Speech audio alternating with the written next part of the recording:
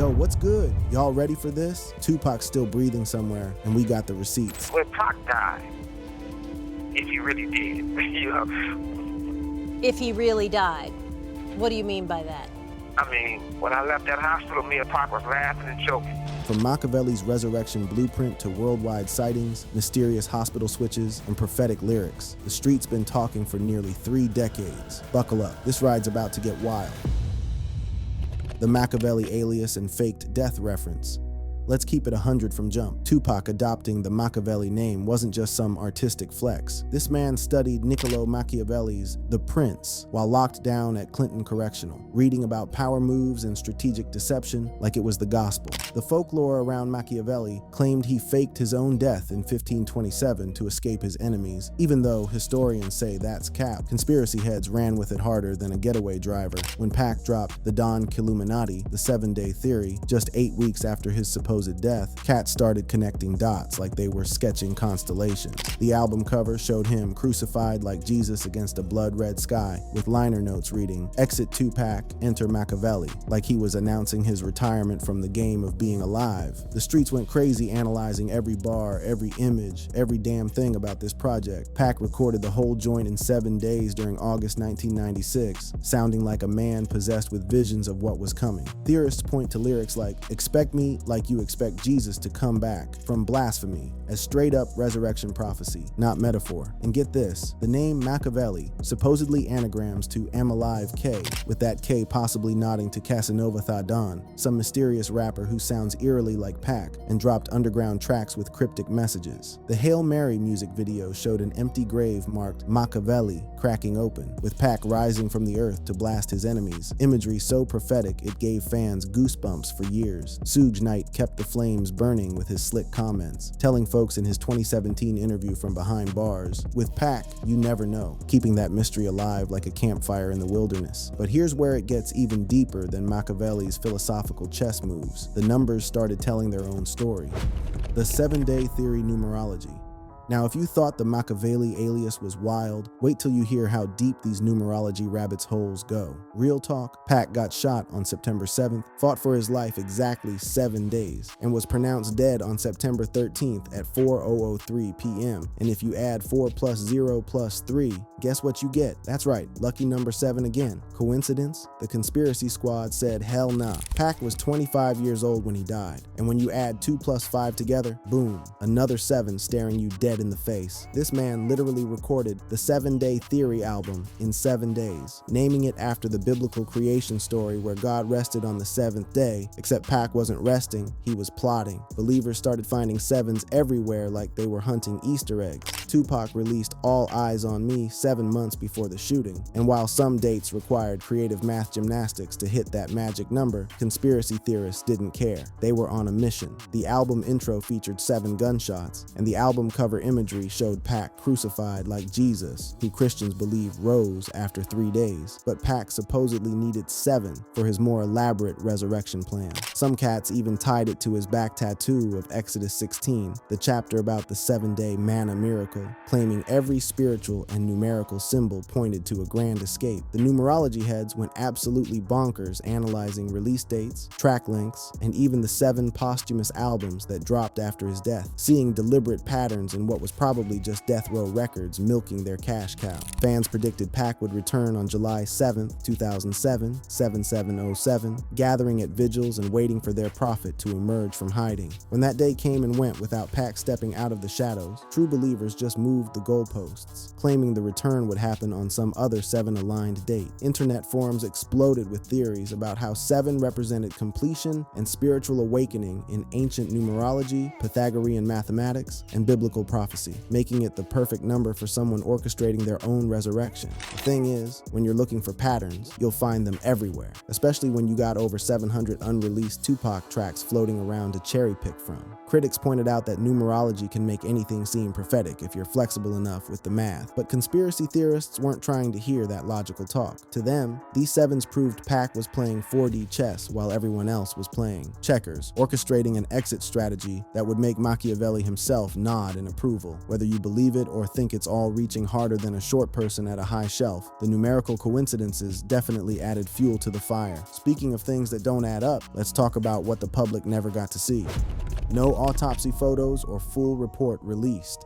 Here's where things get shadier than a tree in August. No autopsy photos hit the public until 2023, nearly 3 decades after Pac supposedly died. The Clark County Coroner's Office kept those images locked up tighter than Fort Knox, only releasing them during the grand jury proceedings for Dwayne Keefe D. Davis. Before that, all folks had was one leaked black and white photo from 1996 showing a body on a gurney with Y incisions, which conspiracy theorists immediately called faker than a $3 bill. The streets started questioning why Pac's body got cremated so damn fast on September 14th, literally the day after he was pronounced dead, with no public viewing, no open casket, nothing for fans to get closure. The official autopsy report listed some details that made people's eyebrows shoot up, like how it showed 4 gunshot wounds, prior surgical scars from his 1994 shooting, and vitiligo, a skin condition Pac actually had. But here's the kicker. Conspiracy theorists claimed the report showed discrepancies like weight listed as 215 pounds versus Pac's known 168 pounds, and height at 6 feet versus his actual 5'10" frame. To them, this proved they autopsied somebody else, maybe that body double Devin Clark or Malik Jamil Jackson people kept whispering about. Journalist Kathy Scott leaked that first autopsy photo in her 1997 book, The Killing of Tupac Shakur, and MTV hyped it as proof that should end all speculation, except it did the complete opposite. Theorists went to work analyzing that photo like CSI investigators, claiming it showed missing tattoos, wrong proportions, and looked too clean for someone who'd been shot 4 times. When Dr. Oz's show mentioned in 2019 that no autopsy has been released, it reignited the whole debate, even though that statement was misleading. The report existed, just redacted for privacy. The 2023 grand jury photos showing Tupac's actual bullet wounds and surgical stitches were supposed to put the nail in the coffin of these theories, but hardcore believers dismissed them as new fabrications or Photoshop jobs. Suge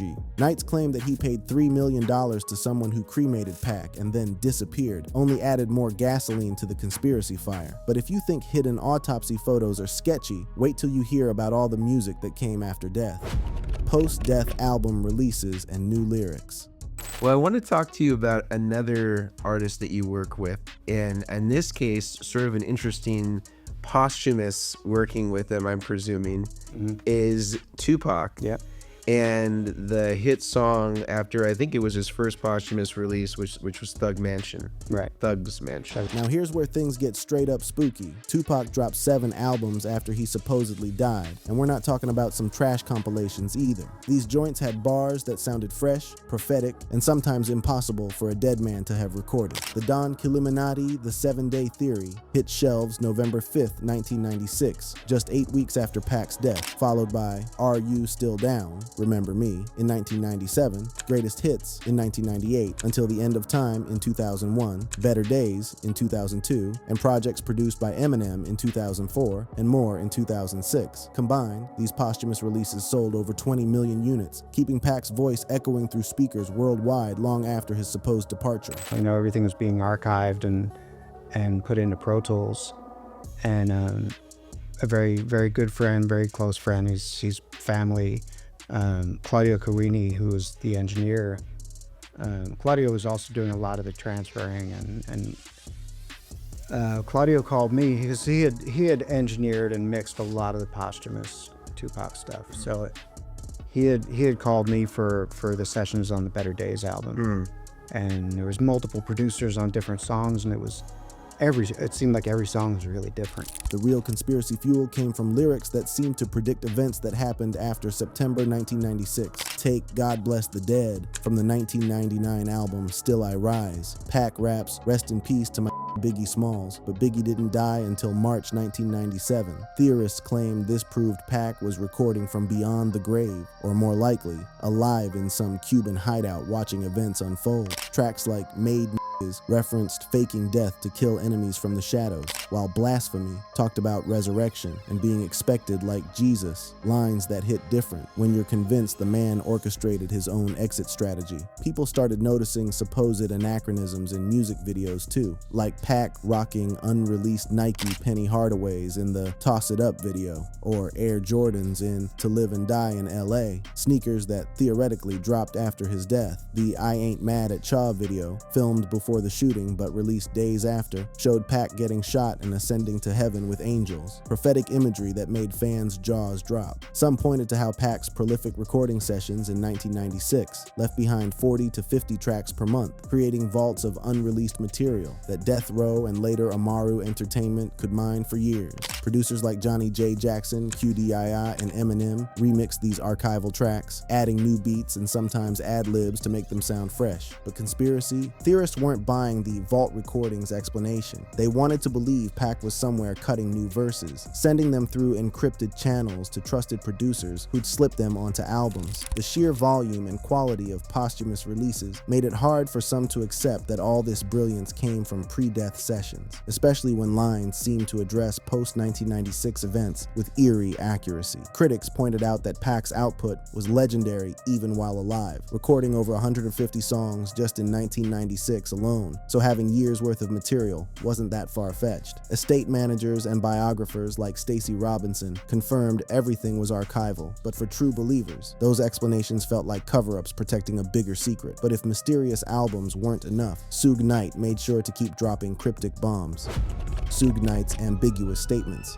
Let's talk about the man who was literally in the car when Tupac got shot, Suge Knight, Death Row Records CEO and professional enigma. This dude has spent nearly 3 decades dropping vague comments that keep conspiracy theorists fed better than a Thanksgiving dinner. Knight was driving that black BMW when 13 rounds got fired from a white Cadillac on September 7th, 1996, with 4 bullets hitting Pac and 1 fragment grazing Suge's scalp. Despite being a key witness, Knight refused to cooperate with police, invoking the Fifth Amendment during the 1997 grand jury testimony, claiming he couldn't identify the shooters even though he said he saw them clearly. But it's the statements he made years later that really got people's antennas up. In 2012, Knight told TMZ about paying $3 million to the person who supposedly cremated Tupac and how that person disappeared, insinuating maybe those ashes the outlaws smoked weren't even Pac's. Then came the 2017 Fox documentary, Who Shot Biggie and Tupac, where Knight interviewed from prison. When Pac died,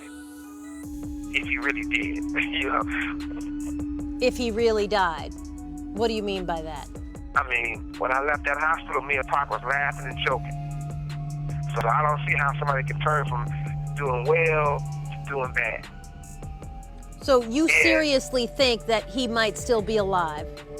I'm gonna tell you this, Pac, you never know. Oh, there you go. Knight's son, Suge J. Knight Jr., added fuel in 2018, posting on Instagram that Tupac is alive, living in Malaysia, and claiming he was Pac's godfather, producing new music for a rebooted Death Row. Though he later walked it back as a message for reflection, the damage was done. The internet went nuclear with speculation. In 2019, from behind bars, Knight told Daily Mail TV, "I'm gonna tell you with Pac, you never know," neither confirming nor denying anything while keeping that mystery thicker than molasses. His 2024 claims pointed to Reggie Wright Jr. and ex-wife Sharitha Golden as plotters who wanted him dead, suggesting maybe Pac's death was collateral damage or misdirection. Knight's legal troubles, including a 28-year manslaughter sentence he's serving since 2018, made some folks think he was being silenced before he could reveal the whole truth. Others figured he was just trolling the public, staying relevant from prison by feeding conspiracy theories like throwing scraps to hungry dogs. In 2025, People magazine published prison claims where Knight alleged Pac's mother, Afeni, assisted in the death, which believers interpreted as her helping orchestrate an escape rather than actual death. Whether Knight was dropping truth bombs or just messing with everyone's heads became impossible to determine. The man mastered the art of saying everything and nothing simultaneously. Medical records show Tupac's lung was removed on September 12th, and he slipped into a coma on September 13th, contradicting Knight's laughing and joking narrative, but facts rarely slow down a good conspiracy. conspiracy. His comments carried weight because he was there in the driver's seat with supposed insider knowledge that only someone present could have. The 2023 arrest of Keith D should have closed this chapter, but Knight's enigmatic statements ensured the theories would keep breathing like a patient on life support. Now, if Knight's words kept theories alive in America, global sightings took them worldwide. Alleged sightings worldwide. Buckle up, because Tupac's been spotted more times than Bigfoot and the Loch Ness Monster combined. We're talking Cuba, Malaysia, Somalia, New Orleans, Scotland, and even Albania. Homeboy's been getting around like he's collecting passport stamps for a travel Instagram account. The Cuba sighting started early, with a 2000 video from Hollaback exclusive blog, allegedly showing Pac chilling in an old Havana parking lot, dreadlocks flowing, gesturing to locals like he was just another tourist enjoying the Caribbean breeze. This made sense to theorists, because Pac's aunt, Asada Shakur, had been living in Cuban exile since 1979 after escaping from a US prison. Why wouldn't he hide out with family in a country with no extradition treaty? By 2018, the sightings went global, with TMZ posting bar footage from New Orleans Bourbon Street showing a Tupac lookalike drinking beers and rapping to the camera, while witnesses shouted lyrics. Malaysia became the hottest rumored location after Suge Knight Jr.'s 2018 Instagram posts claimed Pac was there producing aggressive new music, complete with photoshopped images of Tupac with 50 Cent and Beyonce that looked faker than a politician's promise. Somalia popped up in a 2018 Mirror report where someone swore they saw him in a car near Mogadishu, timing perfectly with USA Network's unsolved series about Pac and Biggie's murders. Scotland had one of the funniest alleged sightings, folks claiming Tupac was selling bootleg DVDs at Glasgow's Barras Market, which if true would be the most hilarious career downgrade in hip-hop history. Belize got its moment with a 2018 beach resort photo showing a dreadlocked man who could have been Pac's twin brother, while 2024 posts claimed East African sightings with Outlaws member Yaki Gaddafi, except Gaddafi died in November 1996, making that particular theory require belief in 2 resurrections instead of 1. Recent viral posts from 2025 showed supposed sightings in Albania and jokes about Tupac being locked in Syria's Sednaya prison during Assad's regime collapse, satire that some people took seriously enough to spread. The thing about these sightings is they all followed a pattern: blurry photos, grainy videos, eyewitnesses who were conveniently too shook to get clear evidence, and lookalikes who resembled Pac about as much as a Wish.com knockoff resembles the real product. Speaking of switching things up, let's talk about what allegedly went down at the hospital. The body double switch at the hospital. Now we're diving into some real Ocean's 11 type conspiracy talk, the theory that Tupac pulled off a body double switch at University Medical Center in Las Vegas. According to believers, Pac supposedly knew about the assassination plot beforehand, planted a lookalike, either Devin Clark, an AIDS patient allegedly paid $50,000, or Malik Jamil Jackson, some Oakland ex-con with matching tattoos, in Suge Knight's BMW that night. The theory claims when the real shooting went down at Flamingo and Koval, it was the double who took those 4 bullets, while the actual Tupac watched from a safe distance or had already bounced to a secure location. Here's where it gets movie-level dramatic. Conspiracy theorists claim that on September 13th at 11:40 p.m., hours after Pac was officially pronounced dead, 4 men in black tactical gear stormed room 312 at UMC. They allegedly sedated and evacuated the real Tupac via helicopter to some secure location. New Mexico's Navajo reservation gets mentioned a lot because of tribal sovereignty blocking federal jurisdiction. Meanwhile, the body double who'd been clinging to life in the ICU got wheeled in as a replacement, eventually succumbing to injuries so the death certificate could be filed. Filmmaker Rick Boss's 2017 documentary, Tupac: The Great Escape from UMC, pushed this narrative hard, claiming hospital logs showed suspicious activity and unnamed witnesses who were allegedly threatened into silence. The whole cremation process added more fuel because it happened stupid fast. Pac's body went to Angela's funeral home in LA on September 14th and got cremated that same day with no public viewing, no chance for independent verification, just ashes that the Outlaws supposedly smoked in some ritual. Theorists pointed to Suge Knight's claim about paying $3 million to a cremator, who then vanished as proof the whole thing was orchestrated. When those 2023 grand jury autopsy photos finally dropped showing Tupac's actual bullet wounds and surgical stitches from the lung removal, hardcore believers dismissed them as Photoshop or claimed they showed the double's body, not Pac's. Hospital hospital staff who were actually there, like nurse Mary Jane Stevens, recalled armed death row security blocking access to Pac's room, which believers interpreted as evidence of the switch operation rather than standard security for a high-profile patient. The theory required believing in a massive coordinated effort involving hospital workers, funeral home employees, Knight's inner circle, and possibly federal agents. Basically, everyone except the janitor would need to be in on it. Critics pointed out that UMC's medical records, the coroner's autopsy report, and witness testimonies all aligned with a straightforward shooting followed by medical complications, not some elaborate heist movie scenario. But the body double theory persisted because it explained away inconsistencies that bothered people, like why no ER photos surfaced, why the cremation happened so quickly, and why certain autopsy details seemed slightly off to amateur detectives. But if you thought hospital shenanigans were wild, wait till you hear what Pac supposedly told us through his music. Lyrics, predicting his own death.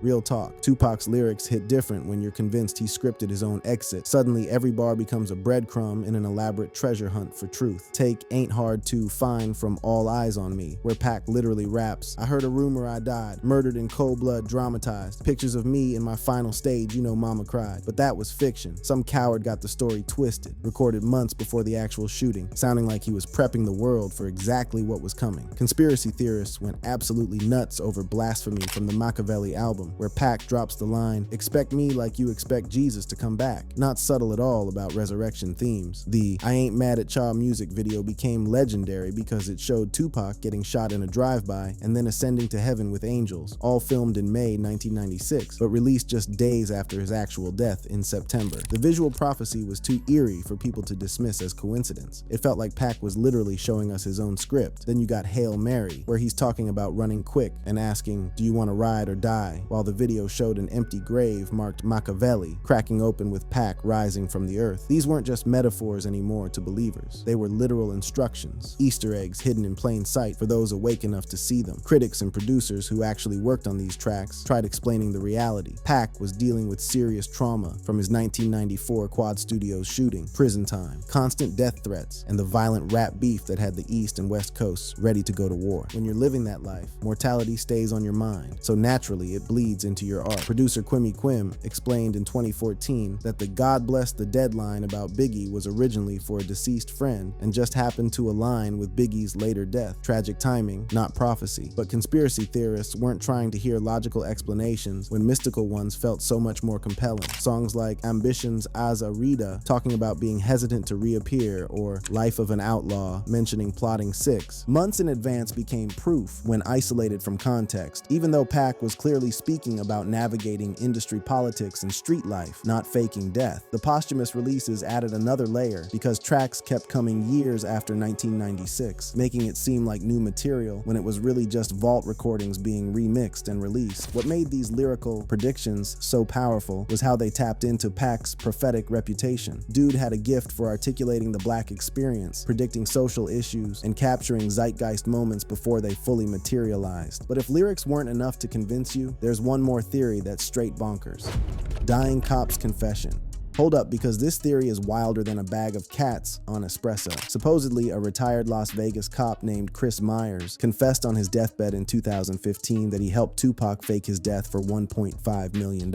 According to the story that went viral, Myers claimed he coordinated with over 30 accomplices, paramedics, hospital staff, death row insiders, the whole crew, to pull off the ultimate disappearing act. The confession detailed everything from planting a body double to smuggling Pac out via helicopter to some undisclosed location, probably Cuba or New Mexico, based on other theories floating around. Here's the kicker though. This whole story originated from Hustlers.com, a satirical website that specializes in fake news designed to look real enough to fool people scrolling too fast to check sources. The article dropped in September 2015, conveniently timed for the 19th anniversary of Tupac's death, and spread like wildfire across Facebook and Twitter, with people sharing it as gospel truth. BT even republished excerpts without proper verification verification, giving it an air of legitimacy that made the hoax spread even faster. Within 24 hours, the article had racked up over 500,000 Facebook shares, with comment sections full of people convinced the truth had finally come out. Fact-checkers like Snopes immediately called it out as fake, pointing out that no officer named Chris Myers existed in Las Vegas Metro Police records, no obituary matched the description, and the entire letter read like poorly written fan fiction. The real first responder was Chris Carroll, who went on record in 2016 telling Daily Mail that he held Tupac as he was dying and heard his last words, which were "F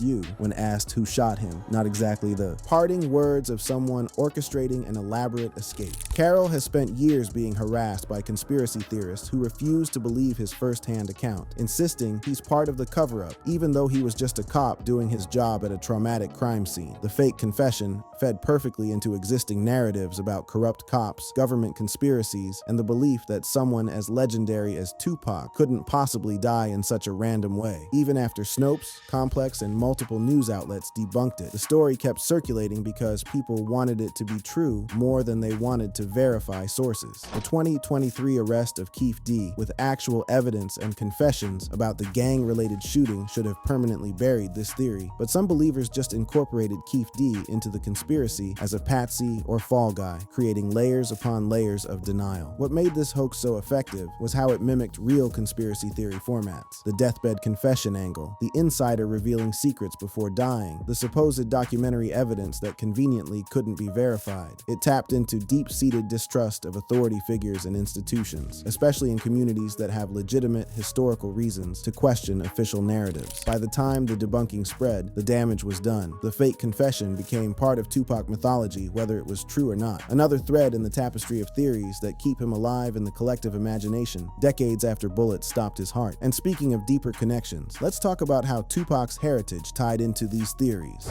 religious and cultural ties.